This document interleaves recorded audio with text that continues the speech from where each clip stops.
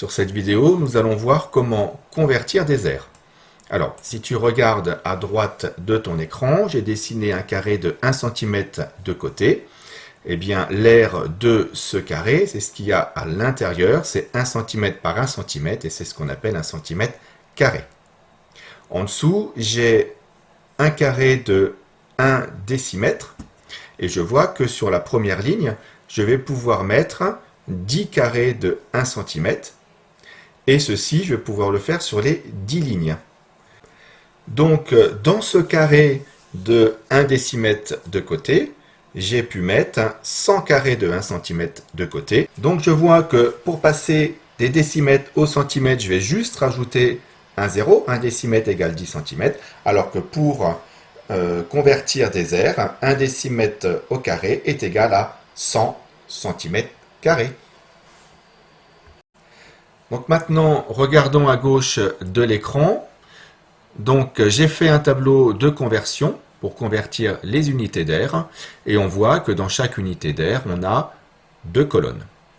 Ceci est assez logique par rapport au dessin qu'on vient de voir et puis c'est normal puisque quand on calcule des aires, si je prends l'exemple du rectangle, on va multiplier une longueur par une largeur, donc on est en 2 dimensions.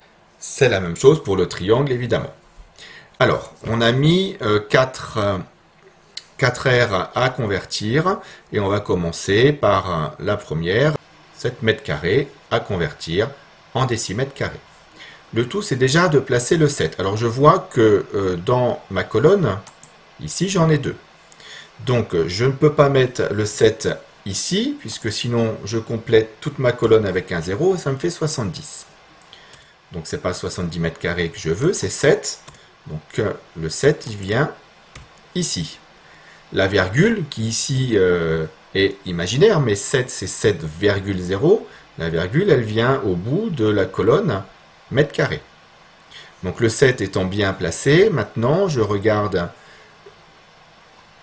comment je peux compléter mon tableau avec des zéros pour arriver jusqu'au décimètre carré. Donc ici, je vois que ça fait 700 et j'écris mon résultat. Alors maintenant, plaçons 5,2 décamètres carrés.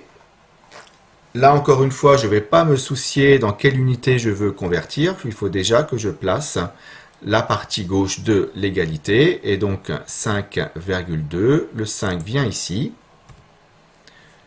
La virgule, elle est bien là. Et donc, je le place comme ceci. Je regarde ensuite en quelle unité je veux. Mètre carré. Et donc, je vais compléter toute la colonne du mètre carré avec des zéros. Et j'obtiens donc 520. Alors maintenant, je vais placer en centimètres carrés 713,1. Donc ma colonne, elle est ici. La virgule, elle est le long de ce trait. Donc je vais placer ici 713, la partie entière. 3, 1 et 7. Ma virgule est bien au bout de cette colonne. Virgule 1. Et donc ensuite, je vais convertir en mètres carrés. Donc, mètre carré, ma colonne est ici. Et je vois que ma virgule du mètre carré sera ici. Donc, je vais compléter avec des zéros là et là. Ma virgule est ici. Et donc, j'obtiens 0,7131 mètres carrés. Et pour terminer, 190 000 millimètres carrés. Donc la colonne est ici. Je complète comme ceci, 190 000. Donc j'ai bien ici 4 zéros. J'ai bien ici mes 4 zéros. Donc en unité décimètre carré, je vois que la virgule va venir ici.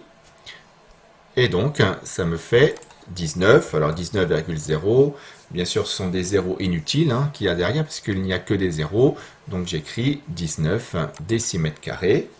Et on voit en passant qu'il y a quand même des choix assez judicieux d'unités d'air. Il vaut mieux travailler avec un nombre tel que 19 que de travailler avec des grands nombres comme 190 000. Voilà pour cette vidéo pour convertir les airs. À bientôt.